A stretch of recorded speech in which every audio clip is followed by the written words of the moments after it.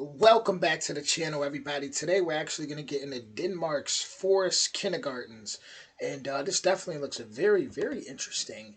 Forest kindergartens, something I don't know anything about. This is from SBS Dateline. Original link will be in the description. With that being said, what's smoking on my dragons? Divine righteous, almighty greats, overachieving, never slacking. And today we're flying over to Denmark. Here we go.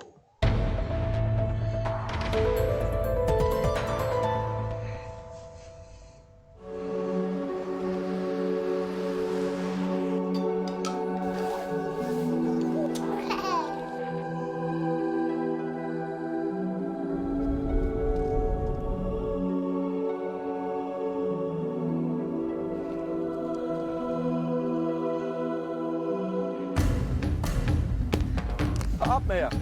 Up med jer. Oh my god, they're gonna freeze out here in the forest. I was very worried about the water. Once in a while there's a child, I'm freezing. What did you think when you came from England and you first saw kids playing like this? It freaked me out.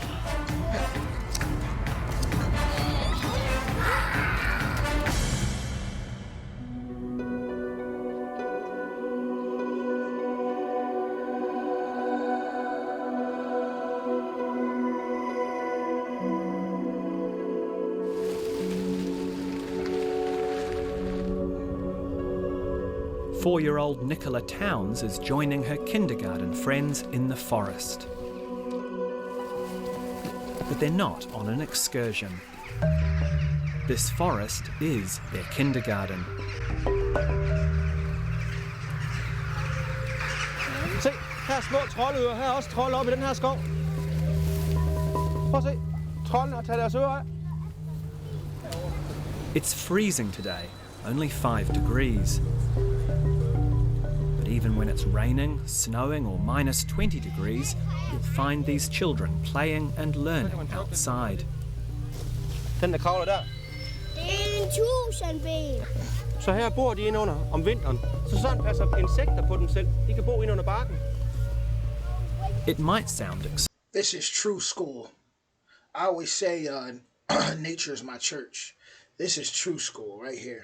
Being outside, being connecting with Mother Earth, and really, this teaches awareness. This teaches how to be one with nature, how to survival skills, unity, just working with others. Like, it really teaches that hands-on. Like, ooh, I love this. Extreme, but it's not unusual in Denmark, where 10% of the preschools, about 500 of them, are forest kindergartens. They're run by pedagogues like Johan Leigård, someone with a university degree in human development. Nej, hvad gør vi så? Hopper I bare ned her, eller hvad? I løber bare. Aha!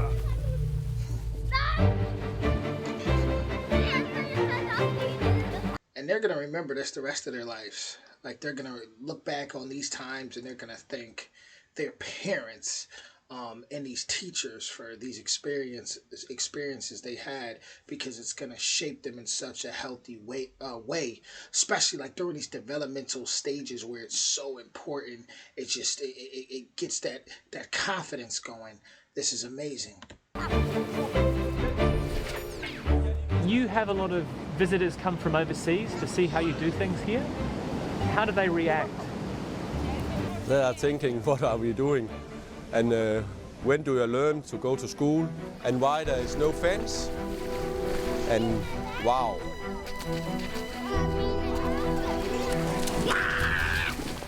It's important for young children to learn what it is to maybe be cold, what it is to be wet, and survive that.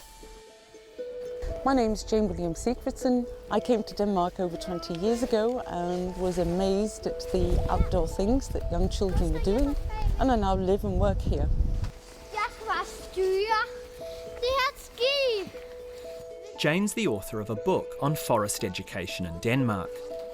She's brought me to a forest kindergarten near her home outside of Viborg. He's in the tree, and it's only a very thin sapling tree. It's very, very wobbly. It takes an awful lot of balance to sit in that. and use both hands at the same time. In an ordinary playground, they wouldn't have the opportunities to develop those physical skills. Jane runs outdoor education workshops for teachers and carers from around the world, including Australia. While we've been talking, the kids have moved on to their next activity.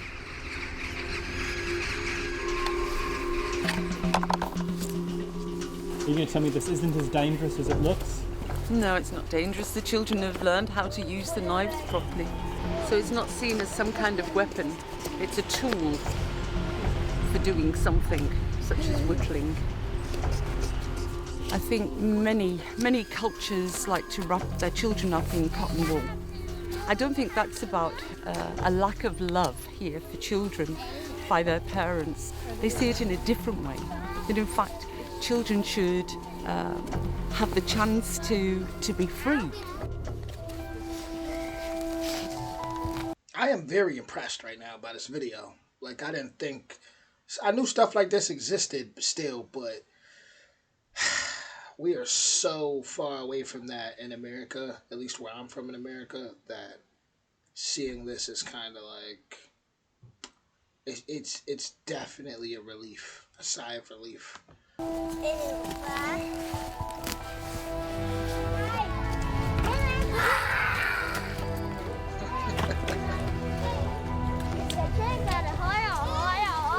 So what's your approach to safety here? You have to use your brain, and if you trust that the kids, they can take care of themselves. Matti, are you afraid of anything?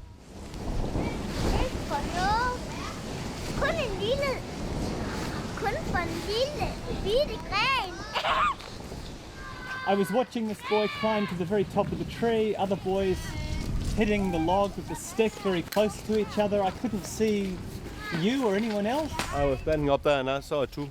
You saw it? Yes. You weren't worried? No. That's a part of the play almost every day. And they learn to be careful. Sometimes they hit, yes, they got a little accident. But that's the way to learn. Only once I have to drive to the hospital with a boy with a big injury in 17 years. So I'm not worried. And what was the injury? It was a parent who drove over a foot of a kid.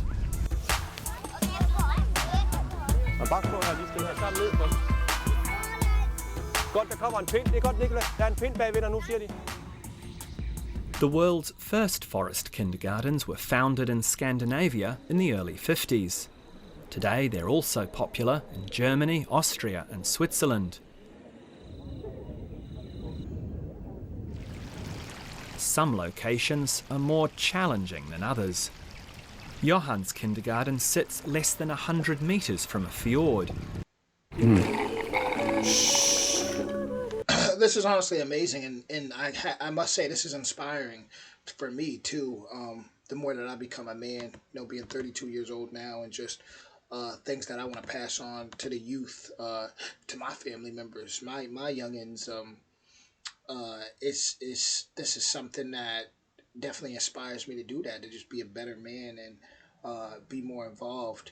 Like when I see children, being able to understand them better, and how, it's meant for us to go on hikes. I grew up camping, going to like summer camp in the summer, and this is the type of stuff we used to do.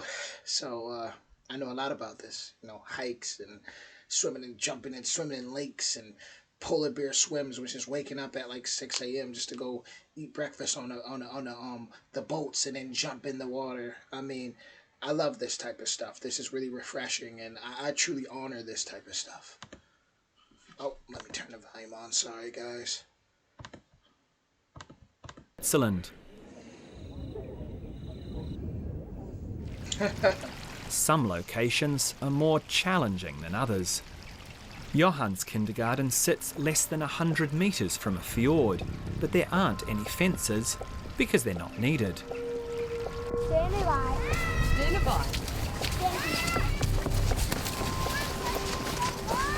Why do you stop here, Carl? Fordi her må vi ikke gå. Man skal have en pædagog med deroppe fra, inden man går over.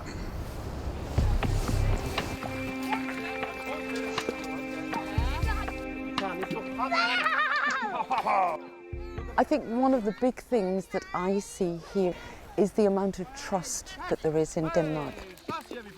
That there is no formal inspection of kindergartens. There's no one that comes round and checks up that you're doing what you should be doing.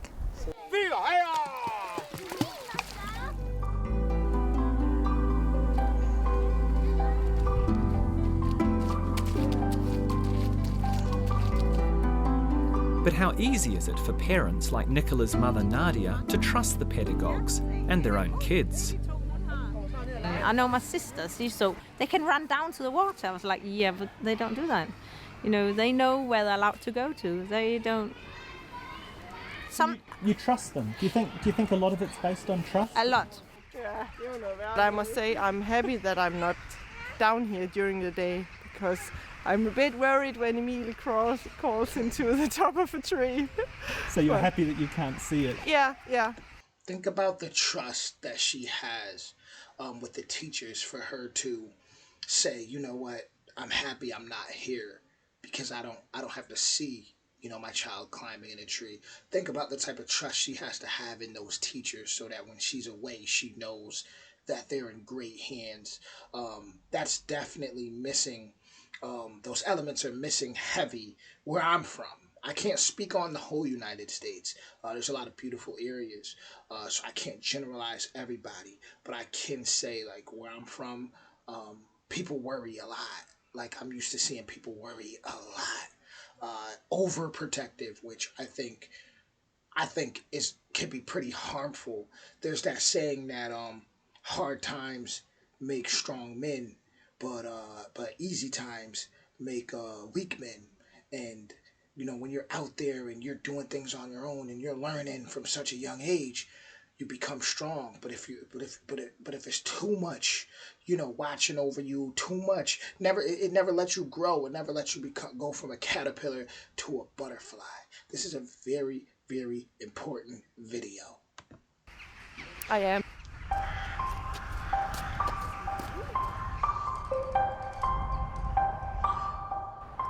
At Nadia's house, I meet her husband, Paul. He's English. Danish forest kindergartens came as a big culture shock. In England, kids can be harmed in any way, you know, falling out of a tree or something like that. Then they won't allow it. There are just a handful of forest kindergartens in the UK. The US only opened its first in 2007. Australia 5 years ago. What do you think it is about Denmark that they can get away with that, but they can't in England? It's hard to explain. I really don't know what it is about the Danes. It's just a very relaxed frame of mind they've got about things, everything. One of the main reasons Nadia and Paul have sent both Nicola and her 6-year-old sister Jessica to a forest kindergarten is their fear that the virtual world is distracting the girls from the natural one. As soon as they come home, all they want to do is play the iPad. That's what they want to do. Well, you know, that worries us that they'll do that. So we try to encourage them to go outside and play more.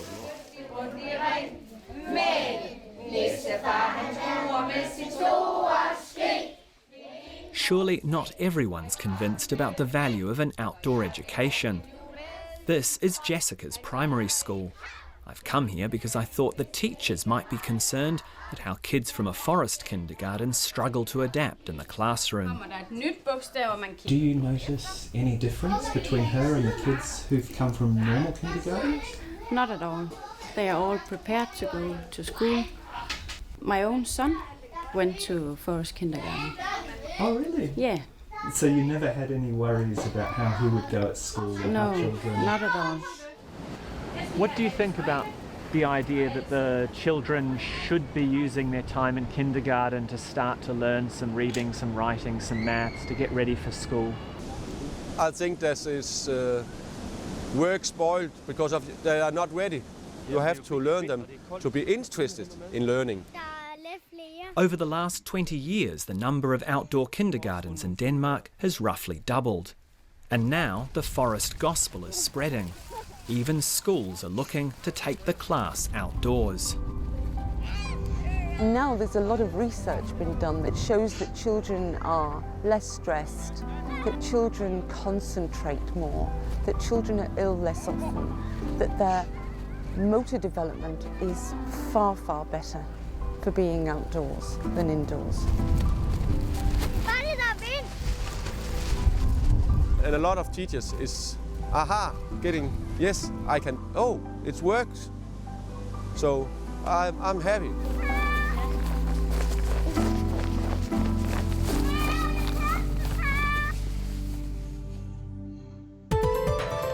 Man, much love to the Danes. Shout out to Denmark. One thing that I noticed, a lot of mature adults. You know, you didn't see adults that were too worried about, you know, what's going on in the virtual world with technology. And I feel like what I see a lot from observing in environments where I'm from is, you know, it seems like a lot of adults are so caught up in social media and competing with others that it's just like they'll throw their kids a video game or go to school, or like that focus, that maturity and that focus isn't there, and that's something that's wrong with their development. So I want to say the key factor I see here is healthy adults. First and foremost, healthy adults that trust each other, and that bleeds into the kids, to the children. They feel that energy, you know, they feel that just that trust, that love there. And I was gonna say too, she said research shows that they grow healthier, and I was gonna say, I bet you research would show some seriously positive things, out of this. But this was amazing. Honestly, one of my favorite videos, educational videos that I've reacted to, hands down. Shout out to Denmark. You guys are doing it right. You guys are amazing.